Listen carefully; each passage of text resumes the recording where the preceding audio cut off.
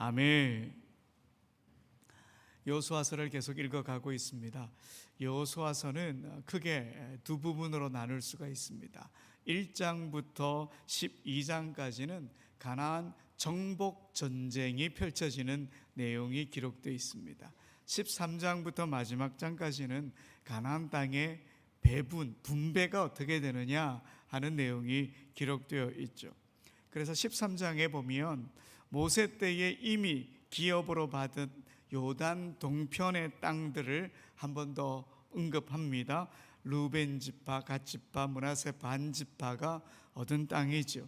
그리고 14장부터 본격적으로 요단 서편 땅 분배에 대한 이야기가 기록되어 있습니다. 그 시작이 누구냐? 바로 유다 지파입니다.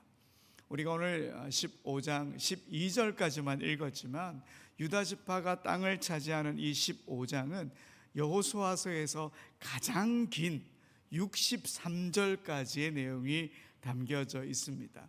그러니까 다른 지파보다 이 유다 지파가 더 많은 성읍과 더 많은 땅을 차지했다라고 하는 걸 알게 되지요.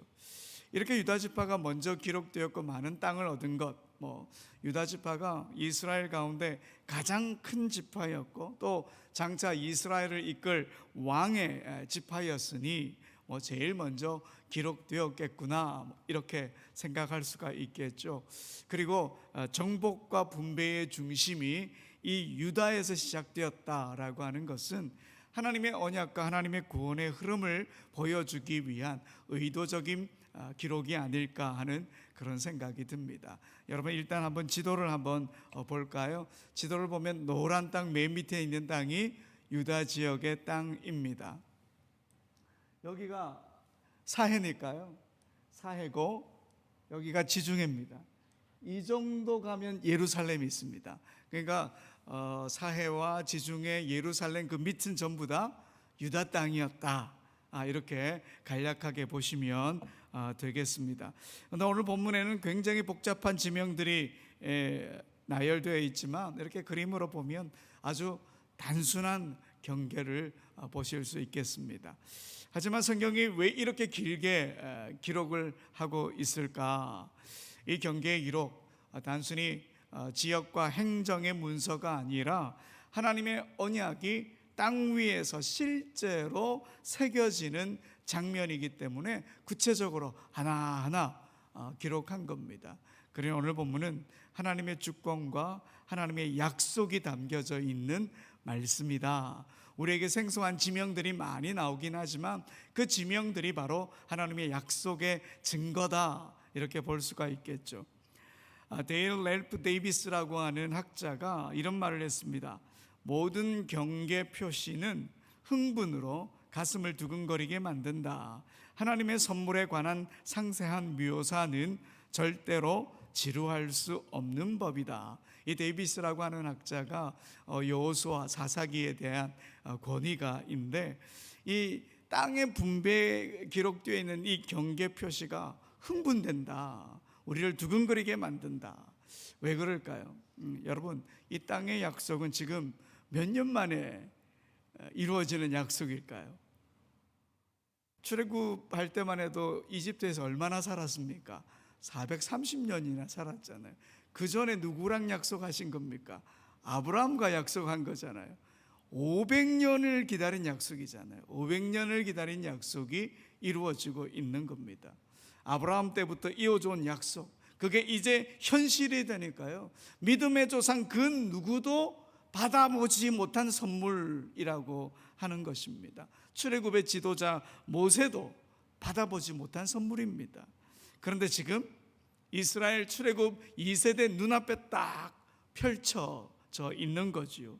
이스라엘 입장에서는 이 경계의 선 하나, 성읍의 이름 하나 모두 떨림과 감격의 기록이 될 수밖에 없었습니다. 그러니 지루할 틈도 없고 흥분될 수밖에 없는 거지요. 그런데 여러분 우리가 여기서 한 가지 눈여겨보아야 할 것은 이 분배가 지파 단위에서만 끝나지 않았다라고. 우리가 지금 유다 지파를 보고 있으니까 유다 지파에게 주는 땅이겠거니 생각하지만 하나님은 가문 단위, 가족대로 세밀하게 나누실 계획을 다 갖고 계셨다는 거예요. 여러분 여호수아 15장 12절 오늘 보셔요. 유다 자손이 그들의 어떻게 해요? 가족대로 받은 사방 경계가 이러하니라. 가족대로. 여러분 이것은 하나님의 관심이 단순히 큰 민족 이스라엘 전체에만 있는 것이 아니라 작은 가정 하나, 사람 하나까지 향하고 있다, 이걸 보여주고 있는 것입니다. 하나님은 각 사람의 사정과 형편에 알맞은 그런 기업을 준비해 주셨다 하는 겁니다. 그래서 이스라엘 백성들 자신들의 땅을 볼 때마다 어떤 마음이 들었을까요? 우리가 이곳에 있는 것은 하나님이 우리 가정을 기억하셨기 때문이다 라고 하는 그런 고백을 하면서 자신의 땅을 보지 않겠습니까? 여러분 이 사실을 증명이라도 하듯 유다 지파의 이 기업 분배는요 아주 독특한 구조를 갖고 있습니다. 유다 지파의 기업을 기록하고 있는 14장부터 15장까지는 1년의 패턴이 있습니다. 보셔요. 14장 6절에서 15절은 갈렙이 헤브론을 기업으로 받는 기사예요. 그러면 15장 1절부터 12장 지금 읽은 것은 유다 지파의 땅 경계예요. 다시 13절부터 19절까지 누구 이야기가 나와요? 갈렙 이야기가 또 나와요. 갈렙이 헤브론과 드비를 정복한 기사가 나오고 20절부터 63절까지가 유다 지파의 성읍의 목록이 나와요. 유다 지파에 대한 땅의 경계인데 처음에 누가 나와요? 갈렙, 유다, 갈렙, 유다, 이게 계속 반복되고 있다는 거예요. 이 유다 지파의 갈렙이 유다 지파의 기업 분배와 관련이 깊은데 이 구조는 하나님께서 갈렙이라고 하는 한 사람과 그의 가정을 기억하시고 실제로 약속하신 땅을 주셨다, 이걸 강조하는 패턴이고 구조이고 방식인 거예요. 여러분 방금 읽었던 12절에 유다 자손이 그들의 가족대로 받았다라고 하는 것을 구체적으로 누구를 통해 적용하고 있습니까? 갈렙의 가문을 통해서 이걸 보여주고 있는 셈인 거지요. 그리고 나아가서 이 갈렙이 하나님께 충성을 다했다, 이게 강조되어 있거든요. 그러니까 하나님께서 기업을 주시고 지키시고 다스리실 것이니까 앞으로도 계속 하나님 앞에 갈렙처럼 충성을 다해라, 이런 의미도 여기에 담겨 있습니다. 여호수아 14장에 보면 갈렙이 이런 말을 합니다. 여호수아 14장 8절에서 9절 보니까 나는 내 하나님 여호와께 뭐 했다고요? 충성하였으므로 그날에 모세가 맹세하여 이르되 네가 내 하나님 여호와께 충성하였은즉 내 발로 밟는 땅은 영원히 너와 내 자손의 기업이 되리라 하였나이다. 충성 계속 눈에 띄지 않습니까? 여러분 이건 충성이라고 하는 말은 히브리 말로 말레라고 하는 단어입니다. 가득 차다, 온전히 채워지다, 철저히 따르다, 이런 뜻입니다. 그러니까 갈렙의 마음은 누구로 가득 채워졌다는 거예요? 하나님 마음으로 가득 채워져서 하나님 마음으로 가득 채워진 것을 하나님께 온전히 드리며 온전히 따랐다, 이 말이죠. 결국 이런 갈렙과 유다의 이 교차 구조는 하나님께서 이스라엘 모든 가정에게 구체적으로 기업을 주실 것이니 모든 가정은 갈렙처럼 뭘 하라고요? 충성을 다해라. 이런 구조를 갖고 오늘 우리에게 메시지를 주는 것이죠. 너희도 하나님 앞에 충성을 다해라. 내가 너희 기업을 지키고 다스릴 것이다. 이게 바로 하나님의 메시지가, 이런 메시지가 담겨 있는 것입니다. 그런데 여러분 이 유다 지파의 땅과 관련해서 우리가 또 잊지 말아야 할 중요한 사실이 하나 더 있습니다. 이 유다 지파의 땅은 메시아가 오실 언약의 뿌리가 되는 땅이다 라고 하는 사실입니다.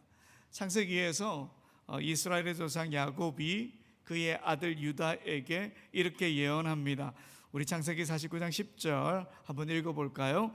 규가 유다를 떠나지 아니하며 통치자의 지팡이가 그 발 사이에 떠나지 아니하기를. 자, 여기서 규, 통치자, 지팡이, 이런 표현들이 유다에게서 왕이 나올 것이다 라고 하는 예언입니다. 그 예언이 다윗을 통해 성취되었고요, 궁극적으로는 다윗의 자손 예수 그리스도께서 오심으로 완성이 되었습니다. 그러니 여러분, 여호수아서에 기록된 이 유다 지파의 땅 경계는 지도상 그냥 선으로 쭉 그어진 게 아니라 하나님의 구원의 역사가 펼쳐질 무대를 하나님께서 손수 그려 놓으셨다라고 하는 의미가 있습니다. 여러분, 성경 전체를 보면요, 하나님은 언제나 명확한 경계와 영역 또 규정을 통해서 하나님의 백성을 인도하고 보호하셨습니다. 여러분, 노아의 방주 한번 보십시오. 노아의 방주, 하나님께서 노아에게 방주의 치수 알려주셨고요, 구조도 아주 구체적으로 일러주셨습니다. 그 경계와 영역은 하나님의 심판 속에서 생명을 구원하는 유일한 방편이 되었습니다. 또 출애굽 사건 때에 하나님께서 이스라엘에게 십계명을 주셨습니다. 그것은 이스라엘 백성이 거룩한 하나님의 백성으로 살아가야 할 경계, 그리고 하나님 통치의 경계를 보여주신 거다 말할 수 있겠죠. 성막의 치수도 똑같은 의미입니다. 그리고 아브라함에게도 아무 땅으로 가라 그러지 않고 그 경계를 정해 주셨어요. 내가 너에게 보여줄 땅으로 가라, 이렇게 말씀하시면서 약속의 땅의 경계를 알려주셨습니다. 그런데 여러분, 이렇게 하나님이 정하신 경계와 규정, 이런 것들은 인간을 제한하려고 하는 목적이 아닙니다. 하나님의 구원을 이루고 언약의 백성을 지키기 위한 가장 안전한 울타리였기에 하나님께서 경계를 정하신 것입니다. 그렇다면 유다 지파에게 주신 이 땅의 경계가 오늘 우리에게 주는 메시지는 무엇일까요? 여러분, 사람들은 종종 이런 이야기합니다. 한 번밖에 안 사는 인생 마음껏 즐기라. 너의 그 느낌이 곧 기준이다, 이렇게 말하는 사람들도 많지요. 기준 없이 내 감정과 생각이 옳은 대로 살아가는 것, 모르겠습니다. 멋있게 보일 수도 있겠죠. 하지만 기준 없는 자유는요, 결국 방종으로 이어집니다. 방황을 낳게 되고 삶의 경계가 무너지고 멸망의 길로 치닫게 되는 경우가 종종 있습니다. 하나님의 말씀이라는 경계와 기준이 무너지면 인생도 함께 무너지는 거예요. 하나님은 오늘 우리에게도 확실한 경계를 주셨습니다. 가정의 경계, 자녀의 경계, 직장의 경계, 교회의 경계, 하나님이 주신 이 기업을 지키는 울타리가 있는 거죠. 그리고 무엇보다 말씀의 경계, 기도의 경계, 믿음의 경계가 있습니다. 이런 경계는 우리를 억압하기 위한 게 절대 아닙니다.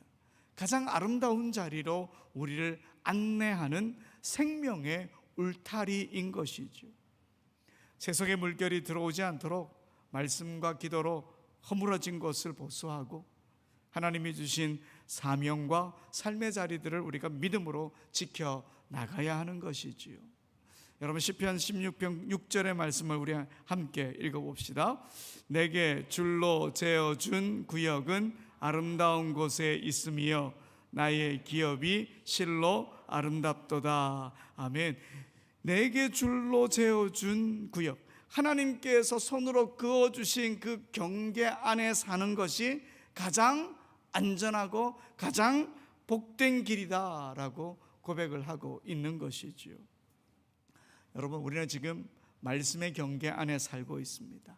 또 기도의 경계도 있고요, 하나님이 주신 삶의 자리라고 하는 경계도 있습니다. 하나님은 우리의 삶을 지키시고 우리의 가정을 돌보시며 우리의 걸음을 가장 선한 길로 인도하시기 위해 그 경계를 정해 놓으신 거예요.